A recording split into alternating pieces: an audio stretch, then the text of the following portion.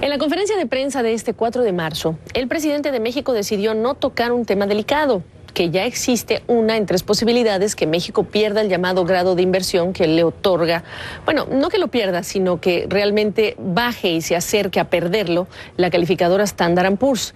Y tampoco le preguntaron al respecto a los reporteros presentes en la conferencia matutina o mañanera. Y es curioso que tampoco lo comentó él ni que se lo preguntara a la prensa, porque las razones para cambiar de estable a negativo el panorama de la calificación crediticia son razones clave. La centralización en la toma de decisiones y el riesgo de debilitar la estabilidad macroeconómica. Un crecimiento económico más débil de lo esperado, cuando ya se acumulan recortes de pronósticos a ese crecimiento que se espera, incluyendo el que espera el Banco Central de México, y los planes de López Obrador de reducir el papel del sector privado en el sector de la energía, cuando ya están preocupando las finanzas, no solo de Pemex, sino también las finanzas públicas, algo que también en relación con Pemex ya le preocupa al Banco Central. Así que se rebajaría en un horizonte de 12 a 18 meses la calificación si las cosas no mejoran, lo que implica es que los costos de endeudamiento de un país o de un emisor se encarecen, y en este caso hablamos de México. El presidente, por cierto, que como candidato obtuvo la votación más alta en la historia con más de 30.112.000 votos, 3 meses después goza de un alto nivel de popularidad. Según la consultora Mitofsky, ese nivel de aprobación es mayor al 67%. Hay otras cifras más elevadas. Esta aprobación desafortunadamente no trae dólares ni garantiza inversiones. Importante subrayarlo. Y le agradezco a Fernando Lozada, al economista consultor, que me acompañe desde Nueva York a hablar de esto, de las cifras del presidente y las cifras macro y cómo está creciendo esa brecha. Fernando, ¿qué me dices? ¿Cómo estás, Gabriela? Para entender esta divergencia, creo que hay que tener en cuenta que los factores que están por detrás de cada una de estas encuestas son distintos. La popularidad de López Obrador aumenta porque la bandera de su gobierno, que es la lucha contra la corrupción, es un tema extremadamente popular. Cala muy hondo en la sociedad mexicana y me parece que eso está muy bien. La demanda por transparencia es algo muy saludable.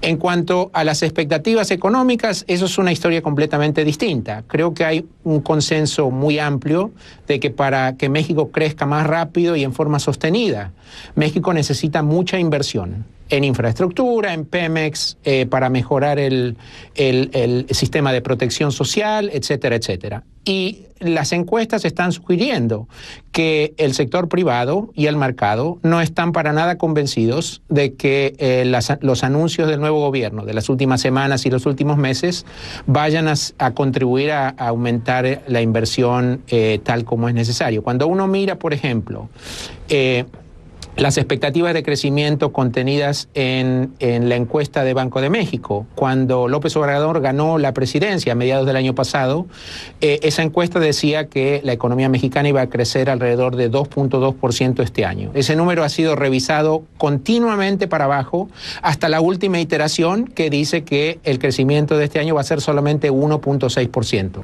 ¿Y cómo se ve entonces en el panorama regional México?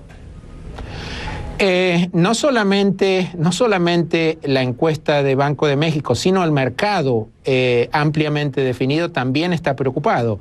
Cuando tú miras, por ejemplo, cuánto es el interés que tiene que pagar México por su bono más líquido, que es los M-bonos de 10 años, ese interés ha aumentado en alrededor de medio punto desde que López Obrador ganó la elección. Hoy en día está un poco por arriba del 8%. Comparemos esto con lo que ocurrió con Brasil.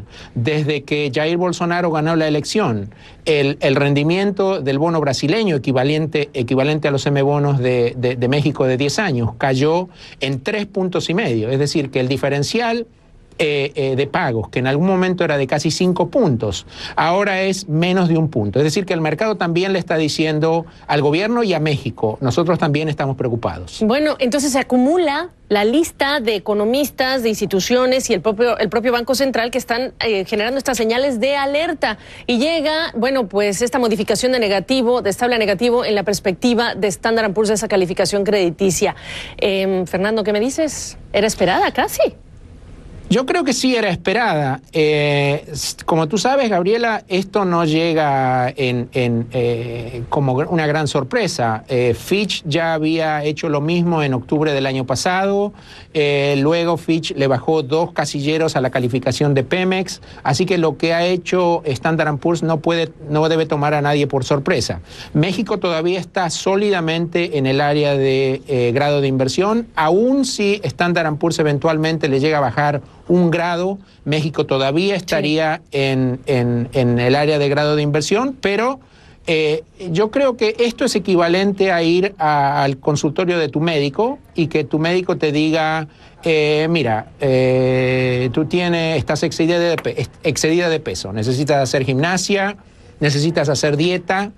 Yo creo que la reacción razonable a una cosa así es hacer los ajustes necesarios. En el caso de México sería desregular, generar mayor capitalización para Pemex.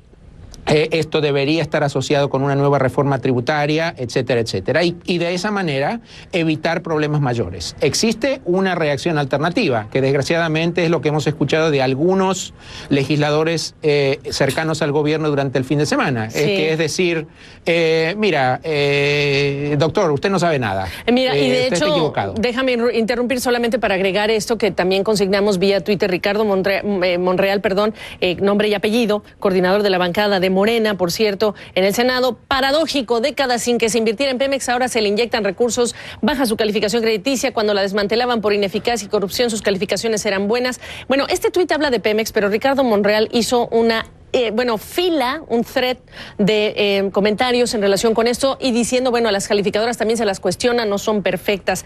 Reiterar que en el caso de Standard & Poor's faltaría que se le recortara, en 3 niveles la calificación crediticia, ahí está ese tuit. En el caso de México, que se le recorte para que caiga por debajo del grado de inversión, y México logró el grado de inversión de Standard & Poor's el 7 de febrero de 2002. Entonces, el doctor dijo, cuidado, tiene que bajar de peso, y dice Monreal lo que dice. ¿Qué dices tú?